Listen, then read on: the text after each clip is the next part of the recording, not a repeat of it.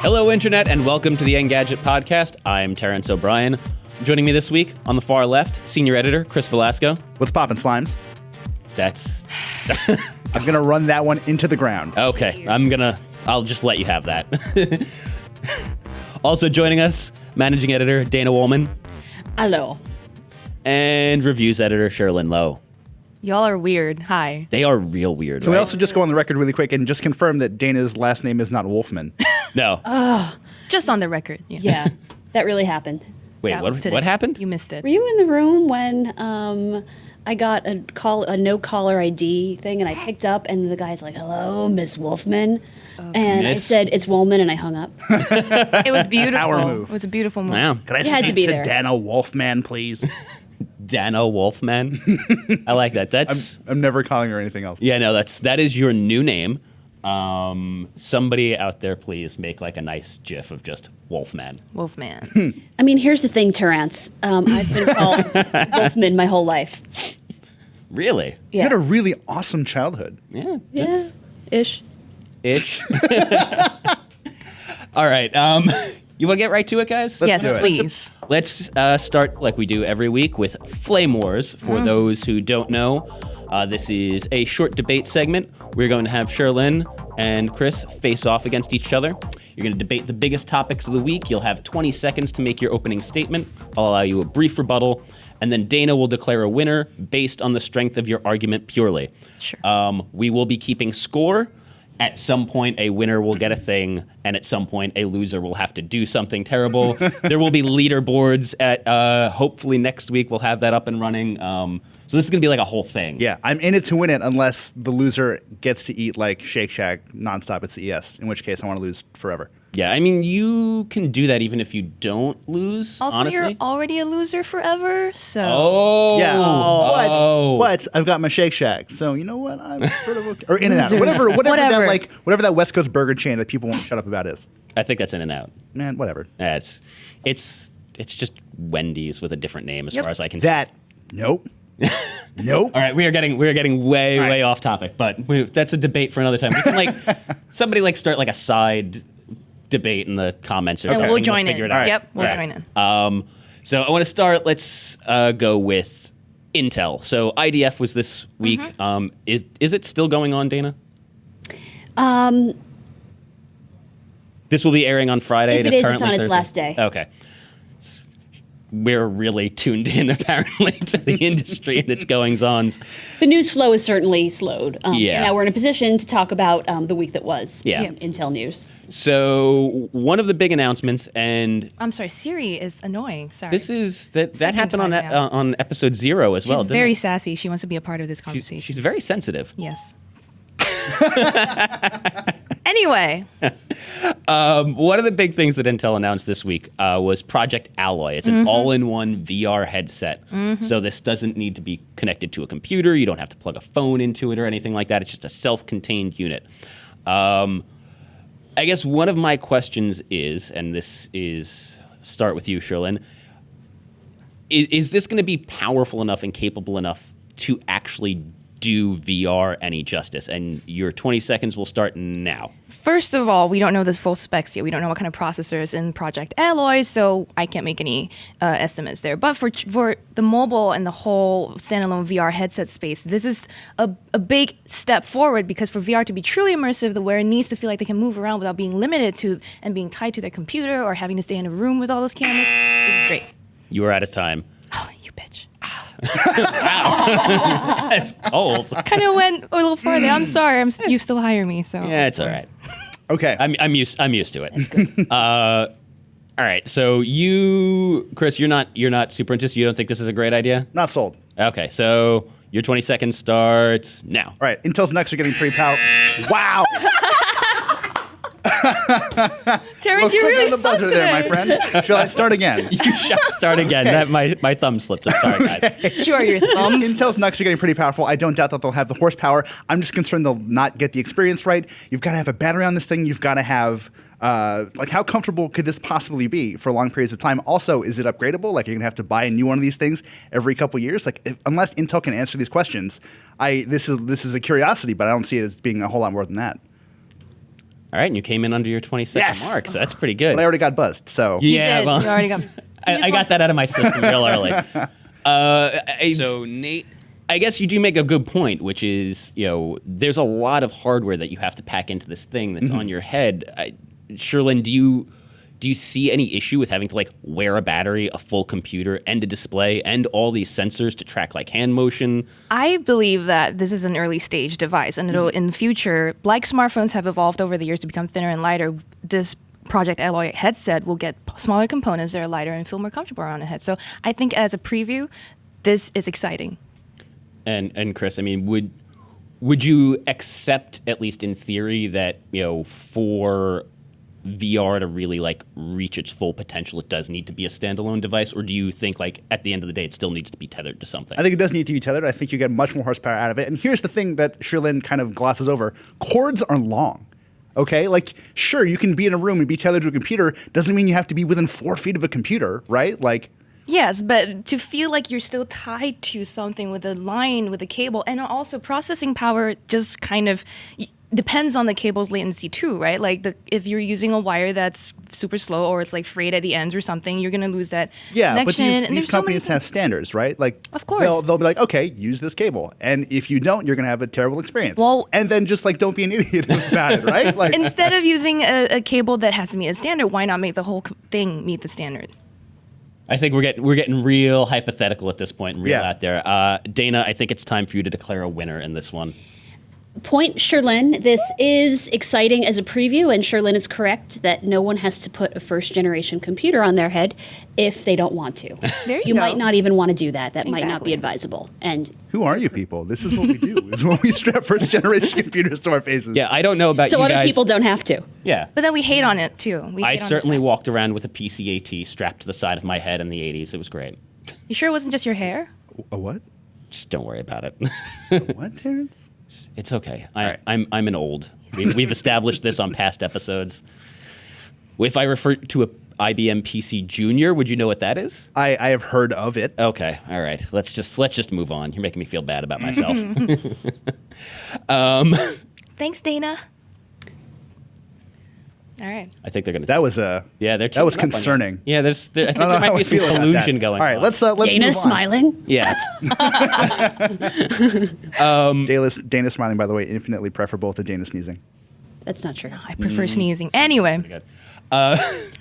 So earlier this week, McDonald's basically ruined many children's days by replacing the toy in their Happy Meal with a fitness tracker. This is, but to be clear, also not a super fancy fitness tracker in the vein of Fitbit. This is a pedometer that you just wear on your wrist. They have already pulled these, by the way, because of irritation concerns. So we're talking about this, and it kind of is already a story that's basically over. But still, I thought it was super interesting. And Chris, I mean, clearly this is well-intentioned. They're trying to encourage kids to be active. But is this something that can actually make a difference? I think so. I think individual choices are shaped by lots of factors around them. And you've got to figure, McDonald's is an American institution, like it or not. They're going to sell millions of Happy Meals, whether we gripe about it on a podcast or not. At least they're giving kids the option to be like, hey, well, I've got this thing now. Maybe I can make a healthy choice. Maybe I can walk for a little bit. And honestly, it kind of beats having a crappy 20-cent toy anyway. You watched me do it, and you just cut yourself off. I know. You were waiting. Cherlynn, you kind of think this whole thing is ridiculous, I guess? Chris, you're wrong. First of all, these fitness trackers are not good enough, like he said, to do anything productive for the kids. Also, are they going to look at their steps and distance travel? Kids are not sophisticated enough to understand that, distance traveled and calories burned are good for me in this way, and that way. It's too young. Their target audience, Happy Meals, it's kind of off for a fitness tracker wear. That is your 20 seconds. It's pretty good. It's I'm pretty done. good. You're I'm done. done. So basically, your argument is that kids are dumb. Yes. Kids who eat at McDonald's. Which is every kid. Every kid is eating Happy Meals. This is insane to me. Well, are you going to take issue with the basic premise that children are dumb? Not necessarily. Not drunk so much as miniature drunk people, but that's There you go. Yeah. But to your earlier point, yes, these aren't sophisticated, but frankly, you don't need a super sophisticated fitness wearable to be like, oh, I'm walking more. This is good. You don't need. These aren't complex Well, arguments you're having internally, right? Well, first of all, you don't need a very complicated fitness tracker that McDonald's is giving out because you can just use your phone. Yeah, because these kids have phones. These don't need to exist. These kids have phones? These kids This is could the use target phones. argument? No, some of these kids have phones. Sure. Kids are getting phones at a younger and younger age, and a lot of these have pedometers. Pedometers are cheap as crap. So they're in a lot of budget phones these days. So, but do you? I mean, I guess I understand what you're saying in that these are very basic devices, and kids being dumb and not sophisticated enough to understand is, I might say, is a little bit of an oversimplification, but a fun one, to be fair. But don't you think that there's something to the idea of just encouraging kids to be more active in general, whether, even if it's through this cheap piece of plastic that comes in a Happy Meal? Right. I'd rather McDonald's work harder on its nutritional information and education as opposed to just dumping a kid's toy in a Happy Meal. Sure, but there's no reason they can't do both. Like, nutritional transparency has been a thing in fast food restaurants for years. Whether or not it works is up to the people who buy it and buy into this stuff. But, like, hey, you're giving people an extra tool. Like, there's no downside to that. I wonder if it's kind of like almost not a placebo, but kind of an effect where it says, here, we're giving you this so it's a little bit healthier, so eat more of our food. You know what I mean? I mean, it's super cool to be, like, cynical about corporate motives. Yeah. And that's not incorrect either. But at the same time, like I've said, people are going to buy their kids Happy Meals anyway, right? Like, that's a decision that isn't, in a lot of cases, being made by the child. At least they now have this thing where they could say, hey, okay, I can do something about this if I choose to, or I can sit in front of the TV. It's my choice. Like, it's offering information, and what you do with that is sort of your own prerogative. All right, Dana. Point. Fiasco. Yes! Yes. Fiasco with a Z. McDonald's does have some responsibility to help correct the obesity problem, which it helped blow out of proportion in the first place. And I would agree that kids aren't dumb per se, and they're not. It might not be purely their decision to get McDonald's in the first place. So why not have something that encourages them to move around a little more, even if it does give them rashes? Also, it's a cool looking watch. Like, what kid doesn't like watches? Is it cool looking? I don't know. It does not look cool. Yeah, I'm gonna go clunky. with no on that one. Not on the looks. Okay. All right, enough. it is now tied 1-1. Let's move on. So, Elon Musk said a thing to this week that I made me scratch my head. He's taking his OpenAI project, and he's going to teach it how to speak and understand language by forcing it to read Reddit comment threads. Yeah, well, I'm just going to throw it out there that I'm already with you, Chris. But I'm going to let Cherlynn go first and have an opportunity to convince me and the rest of the people at this table that teaching a machine to speak using Reddit is actually a good idea. It is, because Reddit is one of the places where, fresh new internet jargon is dropped all the time. So where better to pick up this vocabulary for a machine? Also, it's an existing publicly available library and database of words and how people communicate with each other. You don't need to intrude on someone's personal data like going through the Messenger app to find how people talk. It's pretty good. I think so. I'm going. I also want to hear the freshest new internet jargon. Yeah, When it's your turn again. Yeah, we'll come back to the fresh internet jargon in a second, because I don't think I know it. Chris? Open Reddit now. All right, so I'm going to avoid the easy argument. I think it's easy to say that we're all on Reddit pretty frequently. Sometimes Reddit is terrible. Let's move beyond that. I think what's really interesting here is that the demographics of Reddit skew very heavily towards young, generally like liberal guys, and that's cool. I don't know that's necessarily how I'd want an AI to sort of interpret and speak. Cherlynn, any rebuttal there? I wasn't paying attention. I was looking for fresh new internet jargon. I've got it for you. What's poppin', slime? No, like TIL, TFW, MFW. These are. You mean the things that I have to didn't, like, Google happen literally? They didn't happen, but they're pretty frequently there. Yeah. So I mean, Can we teach a bot to say says who yes. in response to everything? Yes, That's the new internet jargon. That's the new internet jargon. Okay.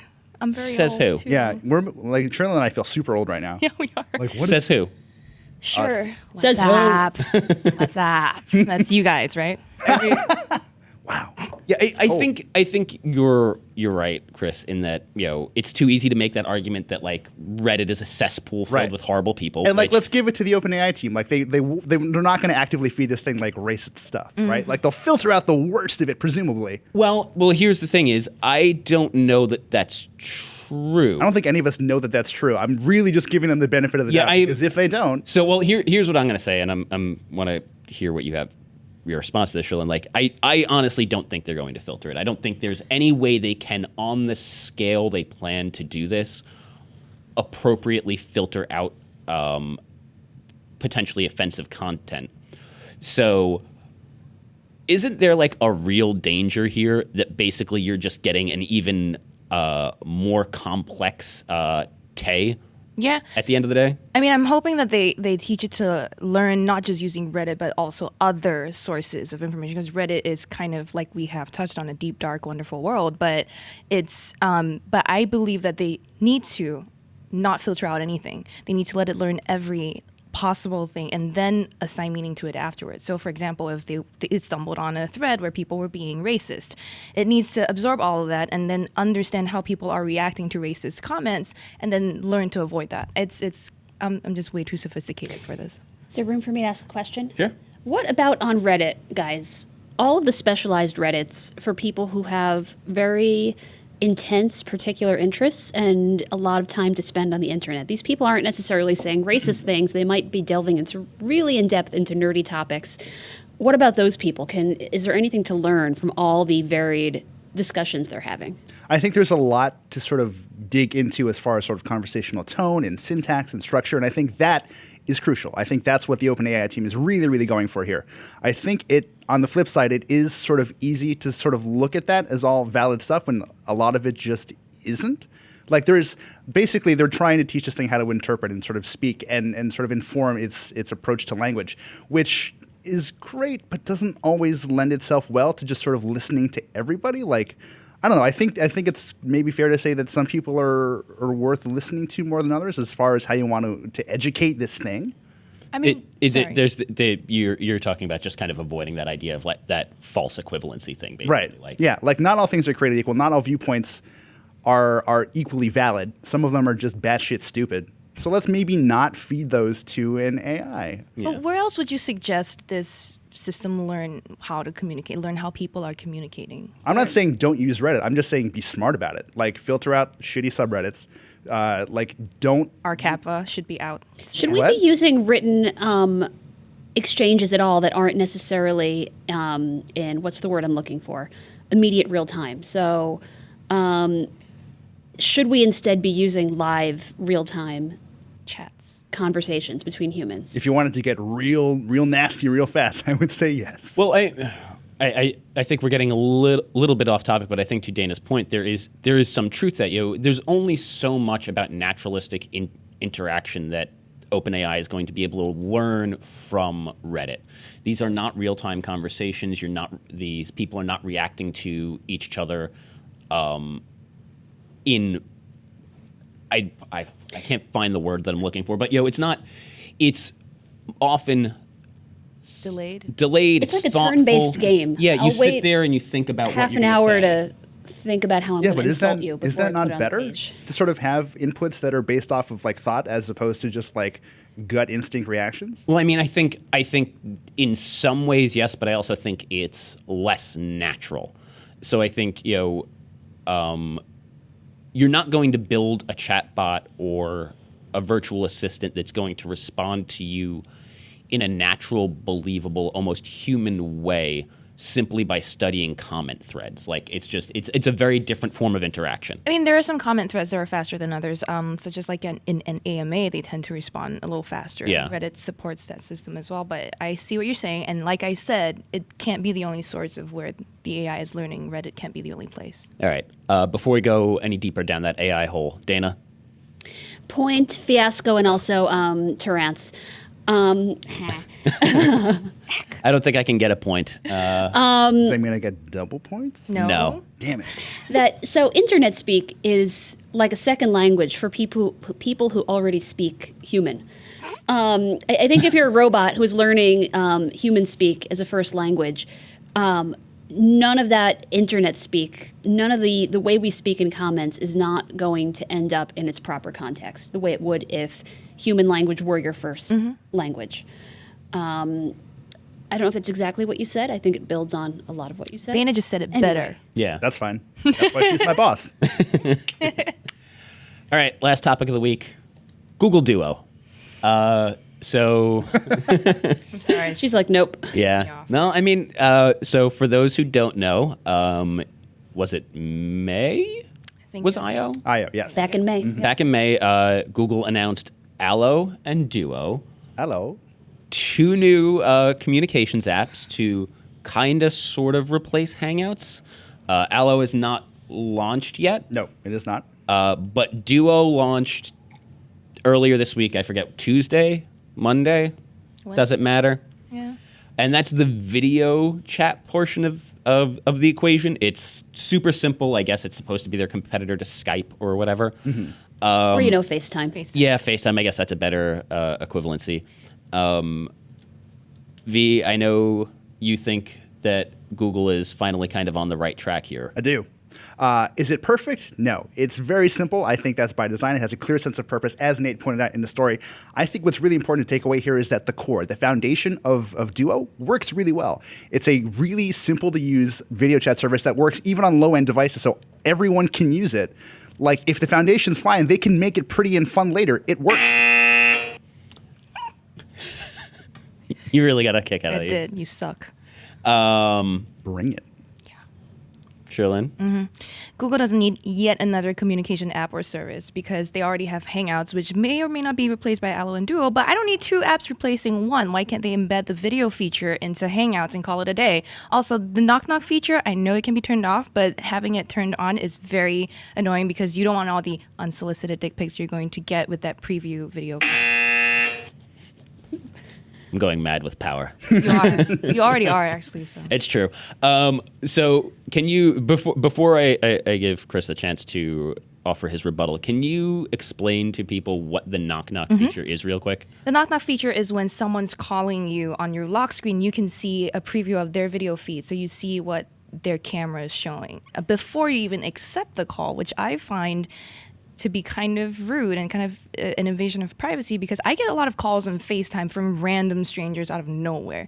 And if they were able to just show me whatever the crap their camera was seeing before I even said yes or no, that would be very annoying. Of course, it's good that you can turn this feature off, but I don't like that it even exists.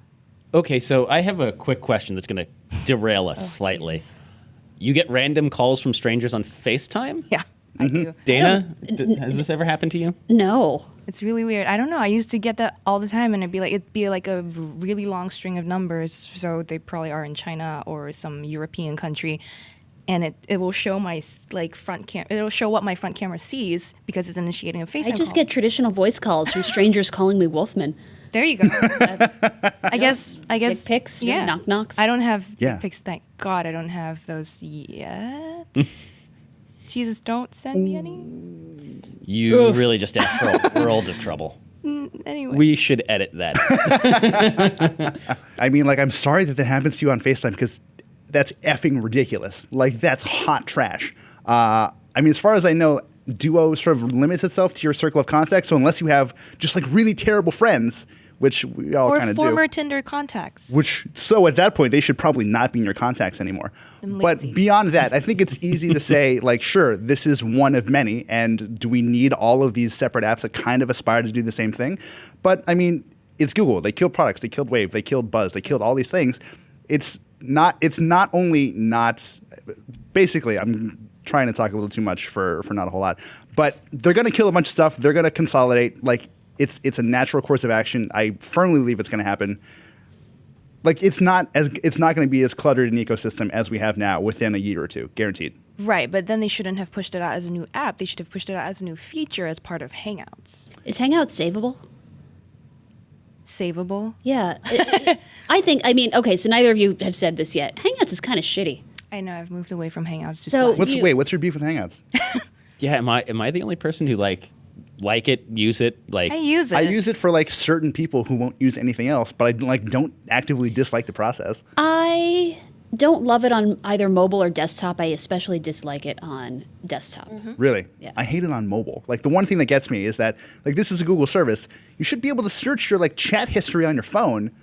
that is my one big issue with it, honestly. Otherwise, I'm kind of fine with it. It does what it needs to do. I kind of felt like Allo and Duo were just like one of these things that just kind of don't need to exist. I'm sure they might be fine apps. I think to answer your question, Dana, if Allo's features and Duo's features were embedded into Hangouts and they did fix some of the problems that we already have with Hangouts, Hangouts can still be saved because it's very prevalent. A lot of people have it. All Android phones come with it. It's a very popular system. Hangouts, by its nature, though, is nowhere near as simple as or pared down as Duo is. So how would you make Hangouts like Duo, but without sacrificing a whole bunch of features? I would just replace the existing video calls on Hangouts function with Duo. Yeah. It's I mean, I just a think tab. this is the one part where we kind of agree, right? Like Yeah.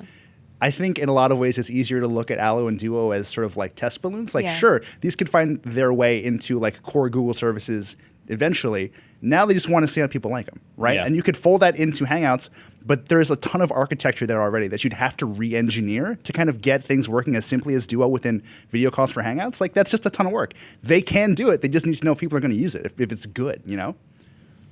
All right, Dana. Well, this is tough because you guys agreed on a lot of things. We're actually secretly kind of friends. Let's not tell anyone that. Oh, sorry. Yep.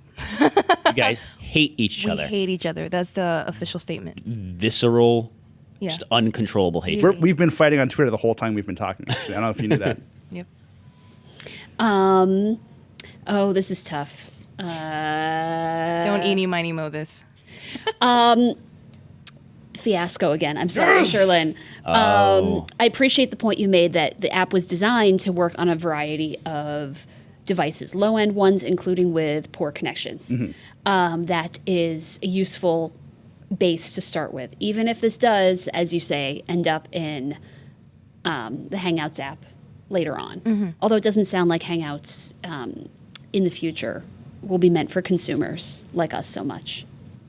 Sounds We'll like it's see. going to be primarily business focused. That's true. the line. Yeah. All right, so we end.